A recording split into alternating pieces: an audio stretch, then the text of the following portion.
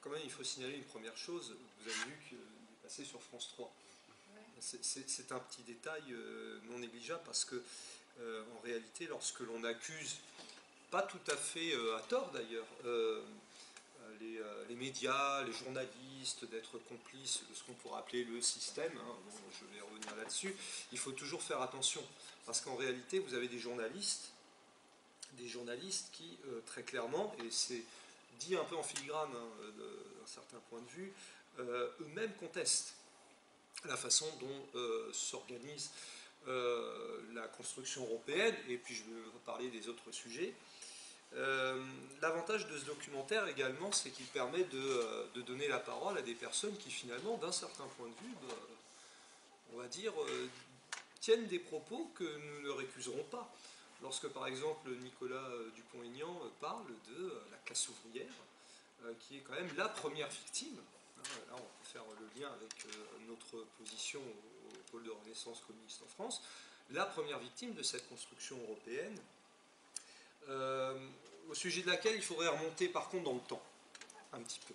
C'est vrai que là on a vu depuis 2005, hein, essentiellement, ce qui est normal, hein, parce que c'est vrai que ça a été une victoire importante donc de cette souveraineté populaire, nationale et populaire, mais en réalité il faudrait remonter aux origines de la construction européenne. Sauf que ces origines ne datent pas de 1945.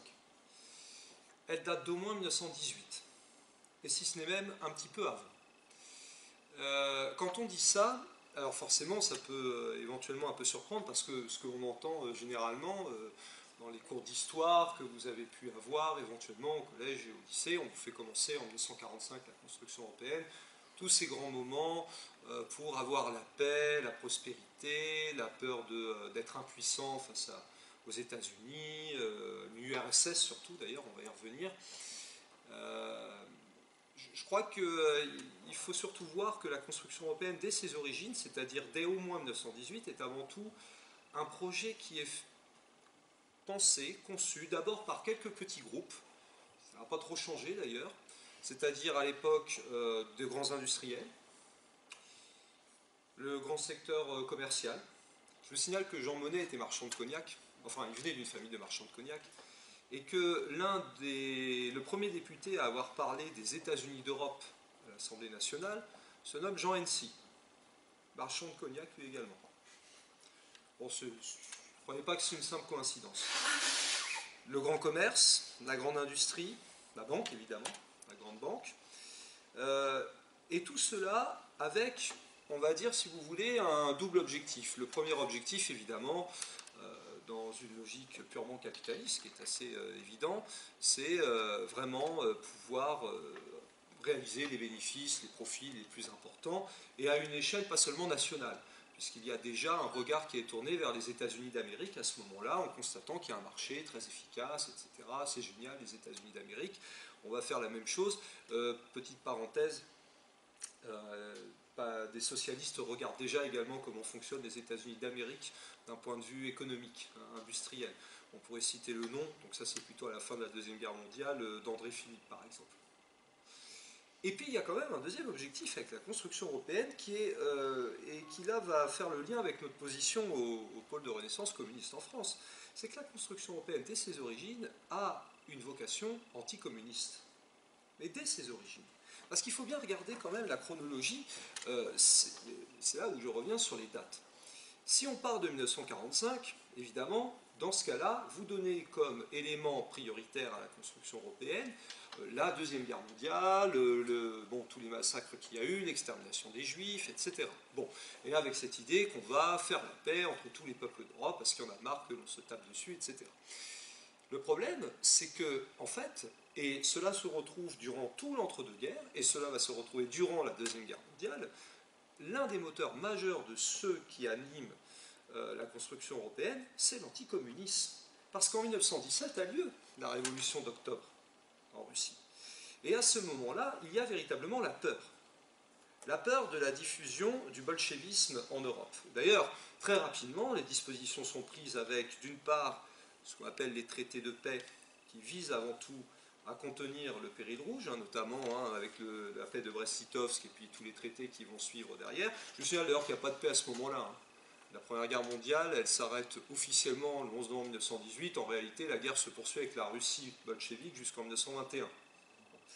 Et puis, il y a aussi un autre élément important, c'est que cette construction européenne, elle est perçue comme un moyen de fédérer, justement, après la guerre qui s'achève en 1921, un moyen de fédérer tous les pays d'Europe. Alors certes, exsangue, encore ça dépend lesquels, la France avait été fortement touchée parce que les combats avaient lieu sur son sol.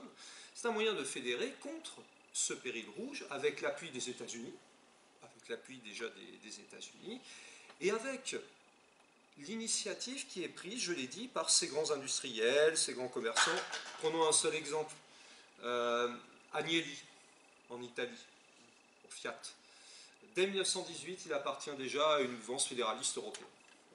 Et ce qui est très intéressant, c'est que dans les années 1920, vous avez vraiment des projets qui sont mis en œuvre, qui sont appliqués et que l'on retrouve après 1945 en réalité, avec toujours cette hantise par rapport à ce que je viens de vous énoncer.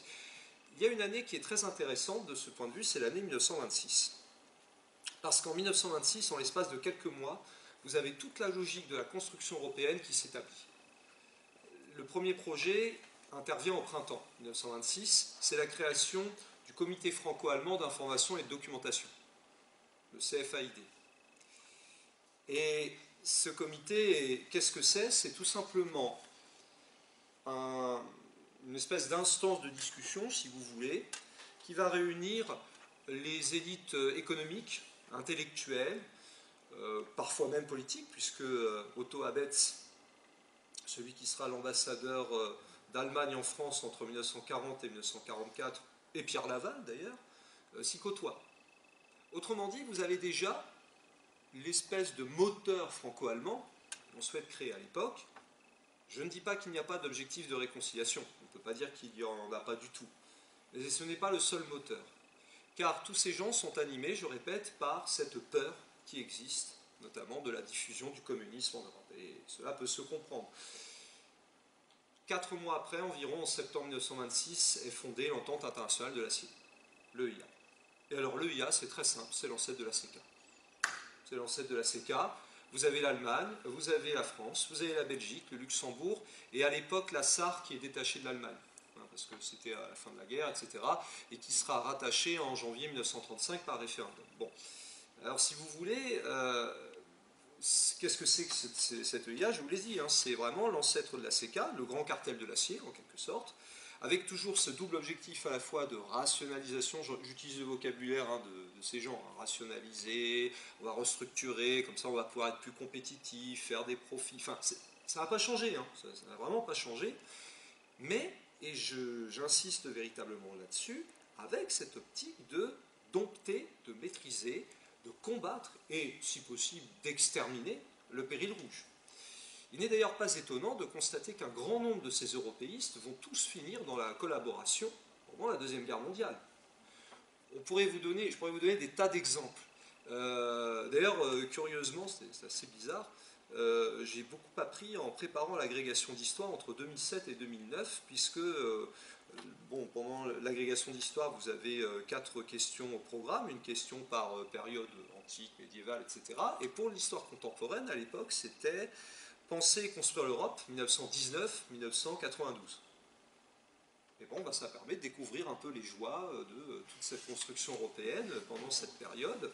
On découvre des noms comme celui, par exemple, de Gaston Rioux, intellectuel européiste. Petit point de vocabulaire, dites bien, il faut bien se dire dans la tête que ces gens qui défendent la construction européenne ne sont pas des Européens, ce sont des européistes. Ce sont des européistes. Ils défendent une idéologie. Évidemment, ils vont s'en défendre, ils ne le voient pas. Et je pense sincèrement que la plupart ne le voient pas qu'ils défendent une idéologie. Ils sont convaincus d'être dans une démarche tout à fait neutre, pragmatique. Ce n'est absolument pas le cas. Je ne sais pas si vous avez vu une scène à un moment donné, lorsqu'il y a le référendum 2005, et puis on montre le plateau, on voit Dupont-Aignan, Mélenchon, Strauss-Kahn qui n'en peut plus, etc. Si je vous dis ça, c'est parce qu'il faut le savoir, vous avez vu derrière, il y a toujours un public. Ce public vient quasi exclusivement de Sciences Po Paris. Quasi exclusivement, je peux même vous dire que j'avais un camarade de l'époque, de Sciences Po, qui était dans le public, qui était à fond pour le oui, etc. Et je vous dis ça pourquoi? Parce que moi-même, j'ai fait Sciences Po Paris, et c'est une école où on apprend 3 mots. Libéral, centriste, ce qu'on appelle centriste, hein, libéral, et européen. Voilà. Et tous ces gens, alors pas tous les gens de Sciences Po Paris, ce n'est pas vrai. Il y en a d'autres, bon, sans parler même de moi, il y en a d'autres qui ne pensent pas comme ça à un moment donné. Mais il n'empêche que ces personnes sont convaincues, et c'est tout à fait justement dit dans le documentaire, d'avoir raison. Ils sont convaincus d'avoir raison. C'est un vrai problème parce que forcément, lorsqu'elles lancent populistes, etc., elles y croient. Ça ne veut pas dire qu'elles maîtrisent d'ailleurs les termes, entre parenthèses, elles ne savent pas trop ce que ça veut dire, mais elles y croient. Et j'en reviens à ce que je vous disais, c'est cette parenthèse terminée, à propos de ces collaborationnistes qui sont des européistes patentés à la fin des années 20, début des années 30. Gaston Rioux, en 1928, publie un ouvrage qui s'appelle « Europe, ma patrie ». Il y en a des tas d'autres, hein, comme ça. Et si vous regardez bien, même la Deuxième Guerre mondiale, c'est un affrontement, bien sûr contre l'URSS, contre le judéo-bolchevisme, et avec toujours en mot d'ordre l'Europe. L'Europe, certes, l'ordre nouveau, on l'appelle comme ça, l'Europe nouvelle, l'ordre nouveau, ce que vous voulez, avec cette idée que l'Europe ne se fera pas si nous n'éradiquons pas la menace révolutionnaire, la peste judéo-bolchevique à l'époque. Et d'ailleurs, à la fin de la Deuxième Guerre mondiale, ça reprend. Ça continue, sous d'autres formes, évidemment, et encore, on recycle allègrement les branches pourries d'Allemagne, de France, ou que sais-je encore, pour reconstruire la France, la RFA, etc. Mais c'est exactement le même principe. Et la construction telle qu'elle s'opère, pas depuis 2005, pas même depuis Maastricht, et peut-être même pas depuis les traités de Rome, en fait depuis toujours. Elle est dans la double optique que je viens d'évoquer à l'instant. Et en fait, si vous voulez, cette double optique, elle est très bien perçue également par Pierre Mendès France, qui n'est pas réputé pour être un grand bolchevique, le 18 janvier 1957. Il prononce un discours un peu plus de 2 mois avant la signature des traités de Rome. Et voilà ce qu'il dit en substance à propos de cette construction européenne telle qu'elle se prépare. Donc là, j'ai pris le passage exact de ce qu'il dit. Alors, c'est un long texte. Si vous voulez, vous pouvez le retrouver sans problème sur Internet. Donc, 18 janvier 1957. Et Pierre Mendès France déclare ceci. L'abdication d'une démocratie peut prendre 2 formes. Soit le recours à une dictature interne par la remise de tous les pouvoirs à un homme providentiel. Bon, là, il pensait à Pétain, notamment, etc. Soit la délégation de ces pouvoirs à une autorité extérieure. Laquelle, au nom de la technique, exercera en réalité la puissance politique. Car au nom d'une saine économie, on en vient aisément à dicter une politique monétaire, budgétaire, sociale, finalement une politique au sens le plus large du mot, national et international.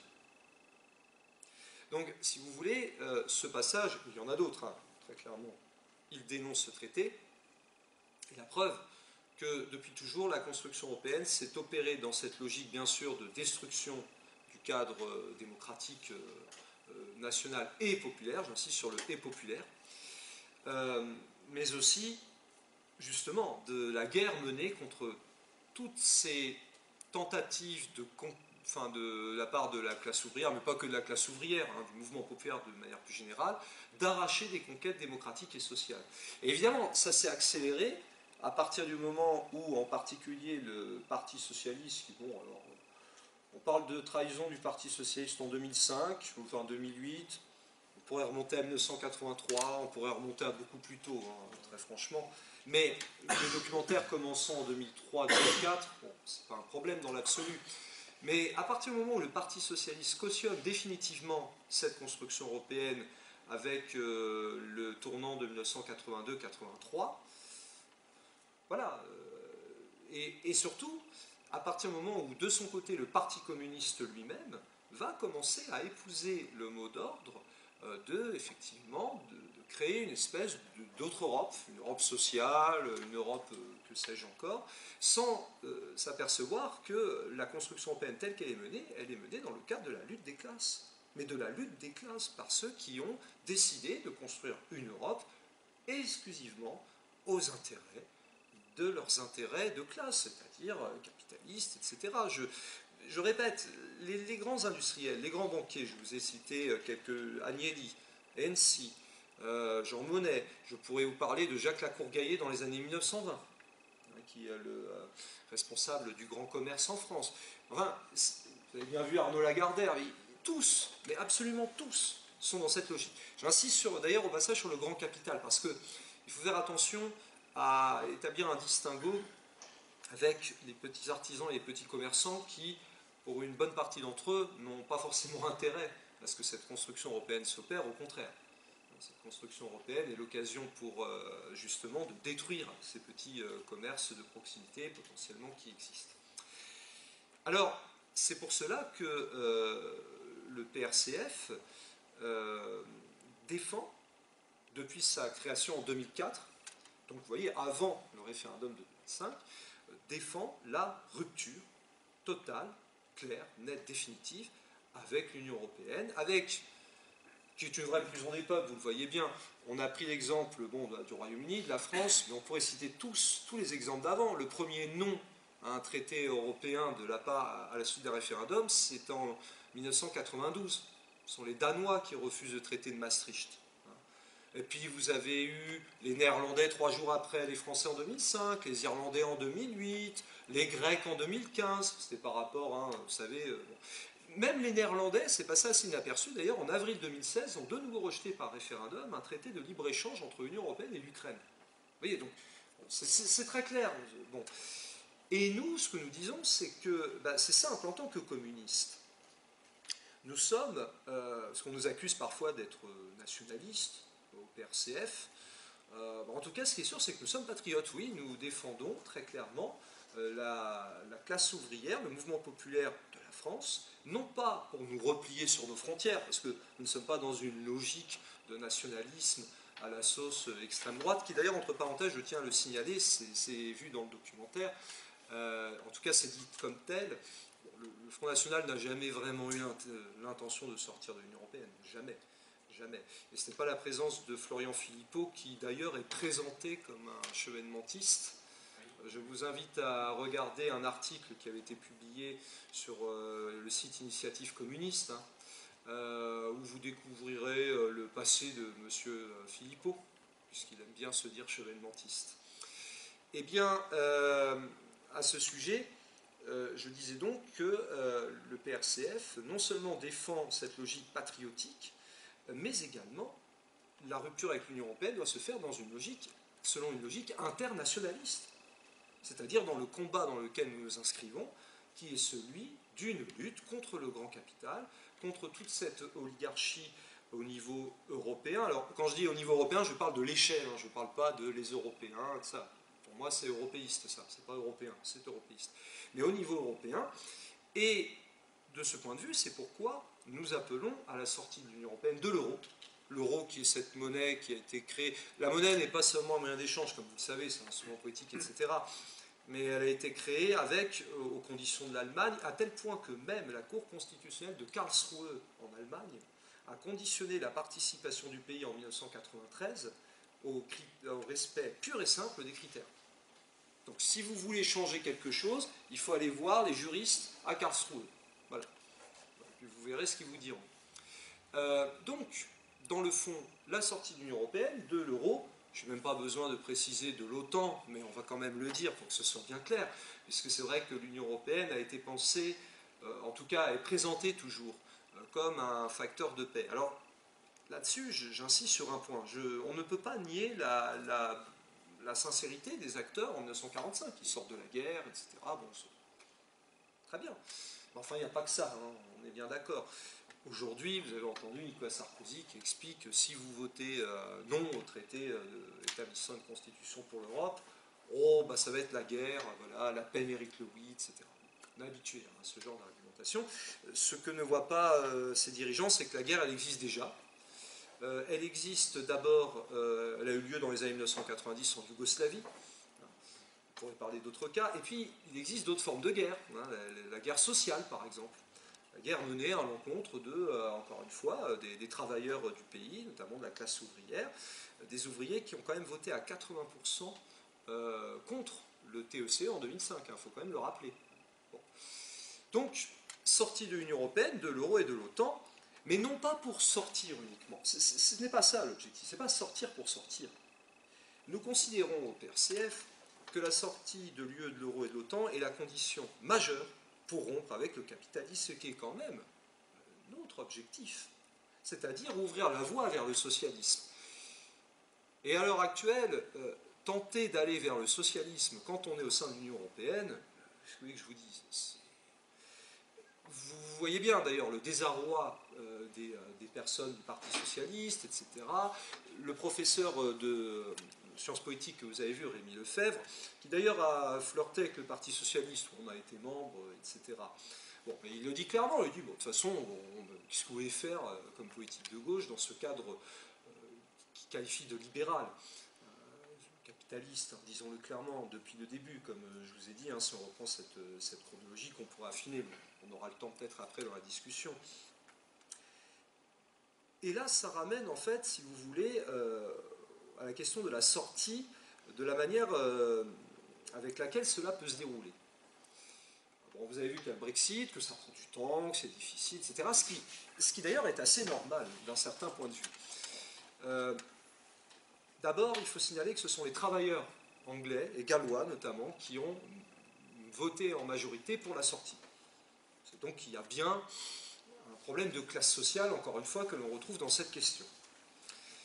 Par ailleurs, cette sortie est menée par des dirigeants qui, à vrai dire, ne s'attendaient pas forcément à ce que le vote en faveur de la sortie passe. David Cameron a été totalement, je pense, pris de court. Il ne pensait pas que ça passerait, c'est passé. Bon.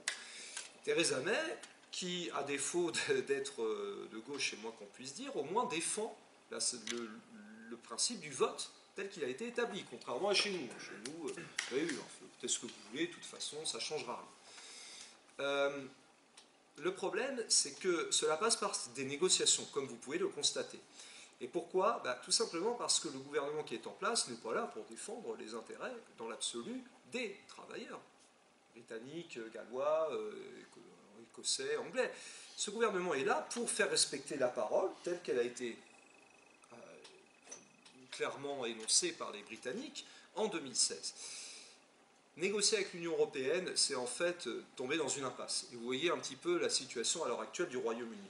Parce que, dans le fond, la sortie de l'Union européenne, si elle doit se faire, elle se fera, c'est même pas elle doit se faire, c'est elle se fera naturellement dans une logique de confrontation d'intérêts de classe. Parce que ce qui inquiète beaucoup en réalité les dirigeants européens et britanniques, ce sont justement les perspectives économiques derrière. Concrètement, quelles relations économiques allons-nous nouer sur le plan monétaire, sur le plan commercial, etc. C'est ça vraiment qui les inquiète. Par conséquent, on voit que les négociations sont extrêmement dures parce qu'il y a aussi autre chose qui inquiète quand même les dirigeants européens, c'est vrai, c'est que si le Brexit marche, vous voyez bien le signal que ça veut donner. Oui, en fait, on peut en sortir de l'Union européenne comme ça, sans problème. Certainement pas.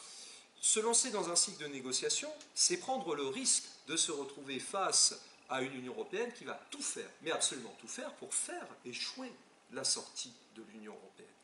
Inévitablement. C'est la raison d'être de l'Union européenne, c'est justement d'enfermer ces pays, ces populations, dans ce projet-là, pour alors toujours les mêmes objectifs, mais si vous voulez, il y a de grands dangers de se retrouver paralysé à un moment donné, parce que pendant qu'on négocie, la vie continue.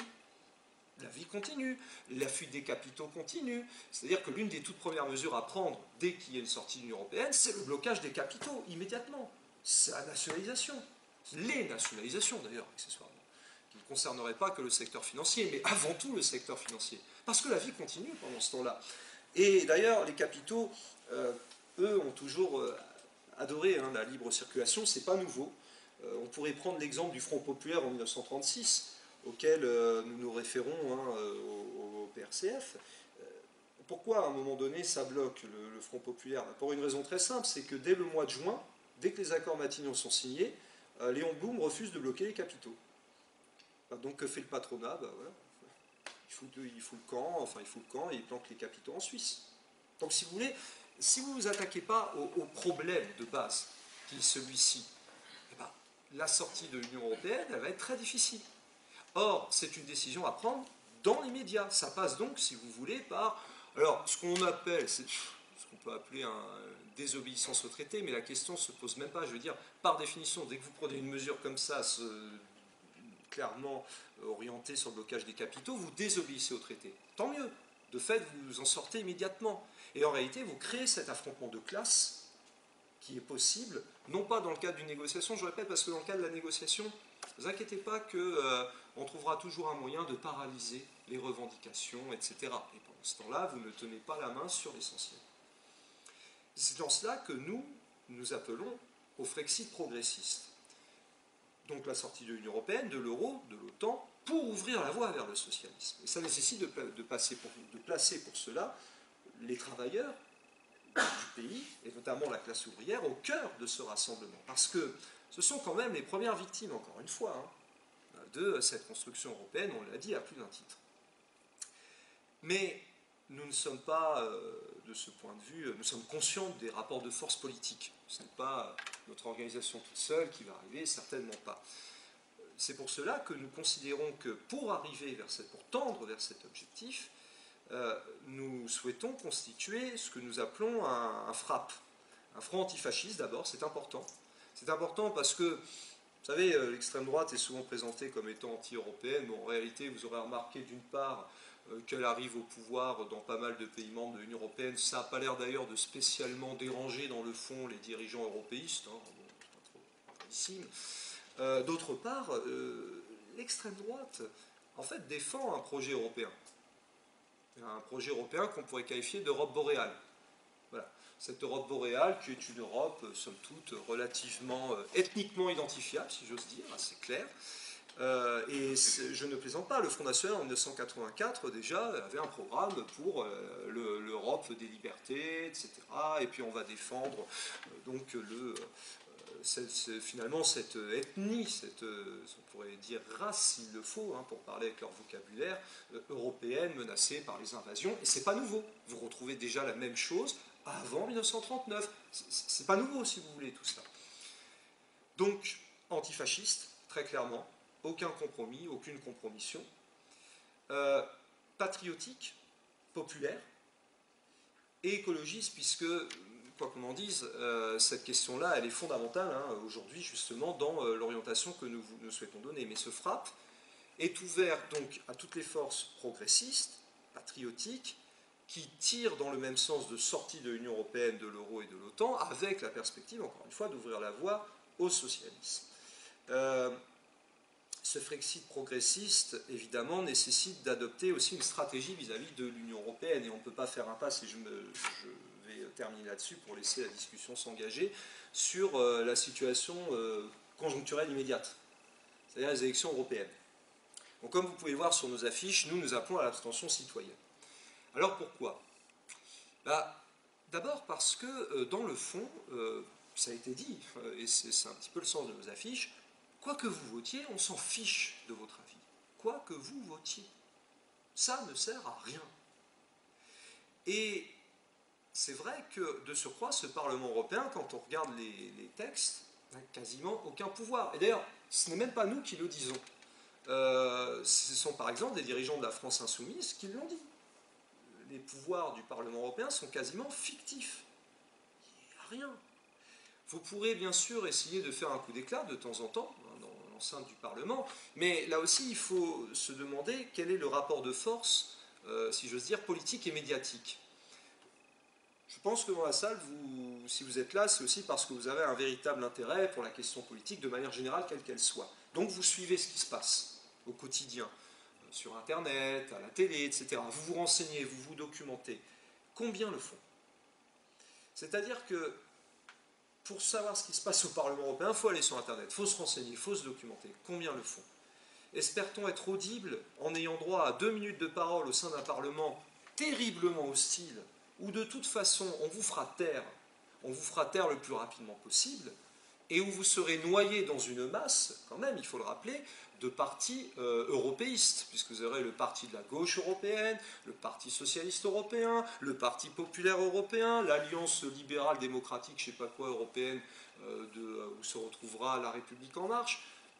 Votre voix ne comptera pour rien, mais strictement pour rien. Et d'ailleurs, accessoirement, je signale que le Parlement européen existe avant l'organisation d'élections au suffrage universel direct, puisque la décision a été prise en 1976 d'organiser des élections au suffrage universel direct, et il y avait déjà un Parlement européen, il existait déjà.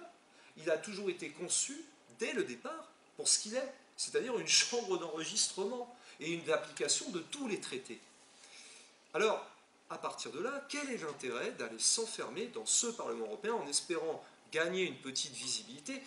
Mais malheureusement, la logique de cette tactique, elle pourrait se justifier si il y avait déjà un intérêt de la part de la population pour suivre ces débats au Parlement européen. Soyons clairs, à part quelques passionnés par la question politique, personne vraiment s'intéresse à ce qui se passe au Parlement européen. Ce qu'on peut éventuellement regretter, disant quand même des décisions importantes sont prises. Mais c'est vrai, hein. C'est vrai que des décisions importantes sont prises au Parlement européen. Au-delà, nous estimons qu'il n'y a aucune légitimité pour ce Parlement européen parce que, encore une fois, il n'y a pas un peuple européen. Il y a des peuples en Europe. Oui, ça, il y a des peuples en Europe. Il y a des peuples qui se sont construits sur cette logique de souveraineté nationale, bien sûr, mais aussi de souveraineté populaire. Or, jusqu'à preuve du contraire, les élections qui comptent le plus, finalement, dans la logique de conquête et de prise du pouvoir, se trouvent au niveau national. Parce que c'est là où vous pouvez justement prendre la décision pour vous confronter à l'Union européenne.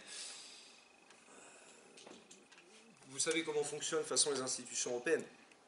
La Commission propose, en fait impose. Et à part, alors évidemment, on me sort toujours cet exemple, mais regardez, la pêche électrique quand même, elle a été interdite, c'est extraordinaire. Et il y a quelques jours de cela, j'ai pu entendre l'un des candidats à l'élection présidentielle expliquer que le Parlement européen, quand on lui a dit, mais quand même, vous savez, il y a très très peu de pouvoir finalement pour les députés européens.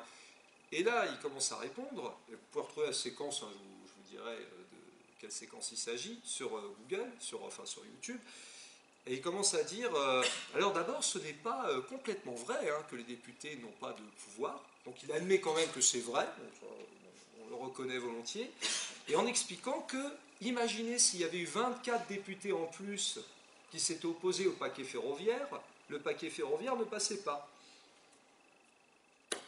Voilà. Donc l'exemple que le député européen a des pouvoirs, c'est parce qu'en fait, s'il y en a encore un peu plus qui, voilà, en fait, on peut empêcher les directives de passer. Mais c'est pas de la politique, ça, c'est de la science-fiction. C'est de la science-fiction, ça ne se base pas sur les rapports de force réels tels qu'ils existent, et qui sont, si vous voulez, l'imposition par toute directive, quelle qu'elle soit, des traités européens tels qu'ils ont été adoptés. De ce point de vue, les élections européennes, pour nous, représentent un leurre absolu, ne représente, et sont même un moyen de détourner, j'ajouterais ça, de détourner l'électorat, en tout cas les travailleurs que nous défendons. Je ne sais pas si vous avez vu dans les chiffres d'abstention, parmi les personnes, parmi les catégories de population qui sont le plus prêts à s'abstenir, on retrouve les ouvriers, comme toujours, les plus jeunes, les jeunes. Et ce n'est pas par hasard en fait. Alors pourquoi ramener ces gens qui ont parfaitement compris ce qu'était la nature de la construction européenne, vers des élections qui, de surcroît, dans le contexte actuel, ont en fait, et ce sera le dernier argument que j'évoquerai, avant de laisser libre cours à la discussion, ont quand même un intérêt politique pour Emmanuel Macron. On entend souvent que les élections européennes vont être un référendum pour ou contre Macron, en gros. Choisissez votre camp. Il ne faut quand même pas oublier qu'Emmanuel Macron a, quoi qu'il arrive, quoi qu'on en pense, un socle électoral. Entre 20 et 25%. Il a ce socle. On peut considérer que ce n'est pas grand-chose, sauf que quand on a 33 listes, c'est un socle suffisant pour arriver soit premier, soit deuxième, c'est ce qui va se passer. La question est de savoir s'il sera premier ou deuxième par rapport au Rassemblement national, qui lui-même a un socle à peu près autour de 20% et quelques. Donc, en réalité, ça veut dire quoi? Plus les citoyens participeront à ces élections, plus ils vont cautionner, sans le vouloir, plus ils vont donner la légitimité électorale à quelqu'un qui, quoi qu'il arrive, a déjà un socle de 20-25%. Quoi qu'il arrive. Et qui pourra dire, ben regardez, le débat a été tranché, ça y est. Puisqu'il y a toutes ces histoires de gilets jaunes, etc., ben regardez, les Français se sont prononcés. Premier ou deuxième, ça ne changera rien. Ce qui va changer en revanche, c'est le chiffre de l'abstention. Je vous signale quand même une chose, c'est concernant l'abstention, c'est toujours le premier chiffre qui est donné le soir d'une élection. Et vous pouvez déjà l'entendre. Il faut aller voter. J'ai même vu tout à l'heure sur Firefox, une pub en disant il faut aller voter.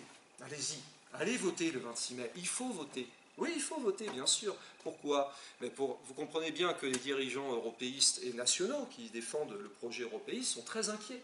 Très inquiets de constater qu'il y a 60% d'abstention par-ci, 87% en Slovaquie en 2014, plus de 80% en Pologne. Le meilleur moyen de délégitimer totalement ce machin, parce que c'est vraiment un machin, c'est de ne surtout pas cautionner cette élection. Car, je répète, quoi qu'il arrive, le socle électoral est bien établi à La République En Marche. Le socle électoral est, malheureusement là aussi, comme pour La République En Marche, bien établi au Rassemblement national. Donc voilà un petit peu quelle est la position du PRCF qui, justement, fait campagne dans cette logique. C'est une logique vraiment d'affrontement avec l'Union européenne qui est perçue, qui est l'un des verrous majeurs pour la reconstruction de ce que nous appelons, ce que nous souhaitons, c'est-à-dire non seulement un puissant parti communiste, mais également un grand mouvement populaire de classe et de masse qui soit capable de faire face à toutes ces politiques qui finalement n'ont cessé de broyer la classe ouvrière, les jeunes, les moins jeunes et les retraités, les paysans, les artisans, les petits commerçants, bref, tous ceux qui veulent définitivement en finir avec ce système économique capitaliste. Voilà un petit peu donc ce que je pouvais vous dire à ce sujet. Et maintenant, je pense qu'on va pouvoir laisser un petit peu de temps de parole pour l'échange.